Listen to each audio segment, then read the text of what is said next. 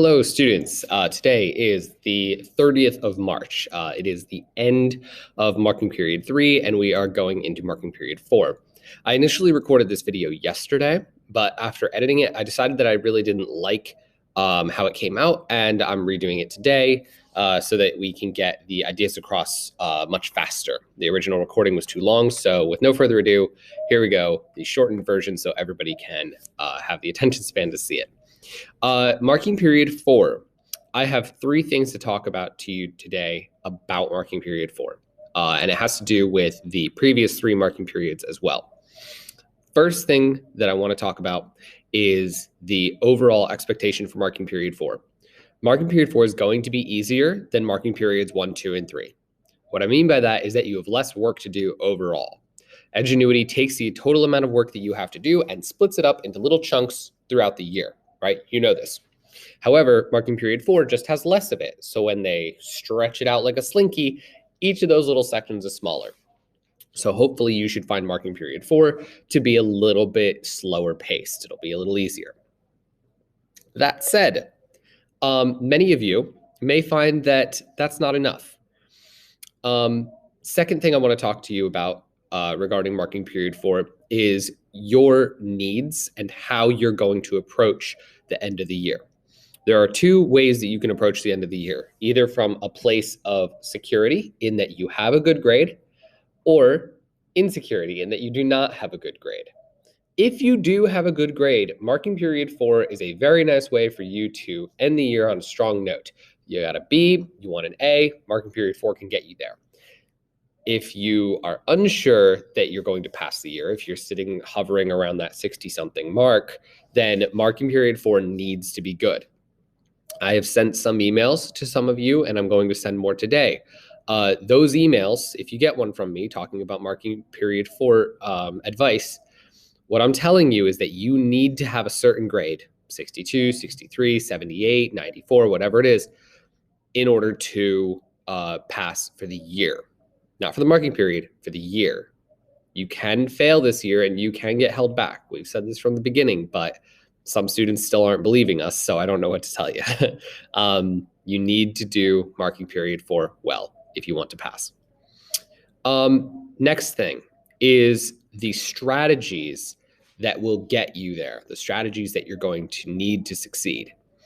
First, take a little bit of time to do work every day.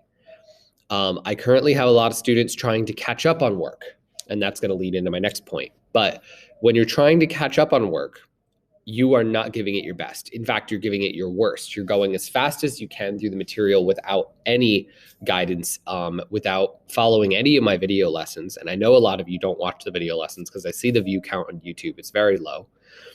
And of course, if you're doing it this fast, there's no time for you to watch these videos. I know for a fact that you're doing it too quickly. And as a result, you're getting extremely poor grades and having to submit very poor or no responses to the written sections. So that brings me to my next point. You need to complete the essays and written sections. In the past 2 weeks, I've gotten 4 emails from students asking how they can get their grade up. Of those 4 students, 3 of them purposely took zeros on the writing sections. Right? I mean, you see the problem there, right? If you're asking me how you can get your grade up, but you didn't do the essay, what am I going to tell you? I'm going to tell you you need to do the essay. It's not a mystery. Don't be confused. You knew that you were going to hurt your grade when you purposely took the 0. Don't pretend and pretend that you're all innocent and, oh, I don't know what's happening. You took a 0. You did a bad job. Own that. Say, yeah, I screwed up and I need help. Okay? There's nothing wrong with that. But it's marking period 4. So if you did that for 3 marking periods, even though I warned you that it was worth an enormous percentage of your grade, you're going to be in a tough spot, a real tough spot right now.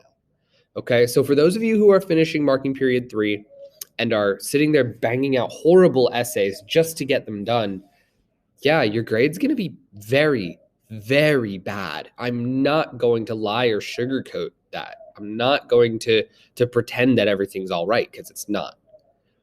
Okay. When it comes to your marking period 4 grade, for many of you, you're going to be looking at 80s and 90s are necessary to pass for the year. 90s, okay? For a lot of you, you needed a 95 or above. If you got a 55 average for marking periods 1, 2, and 3, you need a 95 or above to pass for the year. Okay, that's a very sobering thought, especially since a lot of you haven't even achieved 100% completion. Okay, it's no joke. Okay, this is very serious. If you would like to be a 7th or an 8th grader again, then blowing off marking period 4 is a really, really good way to achieve that goal.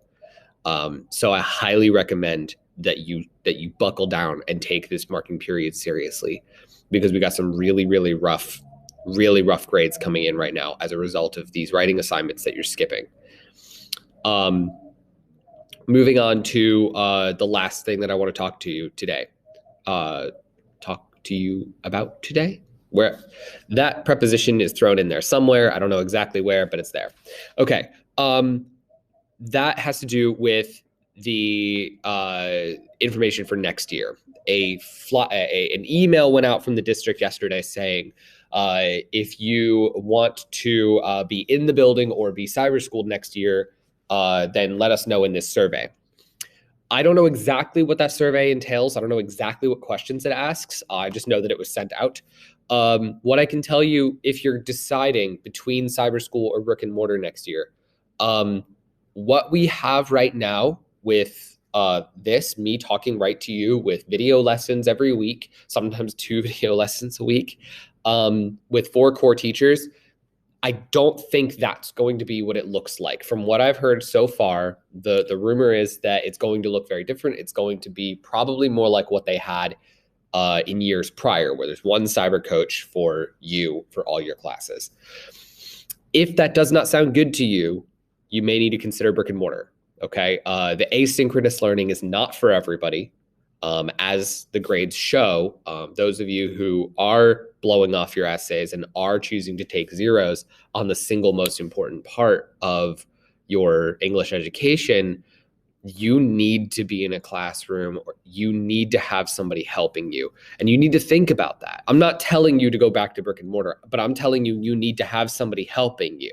Okay, that can be at home, but you got to reach out to your family, friends, your brothers, your sisters.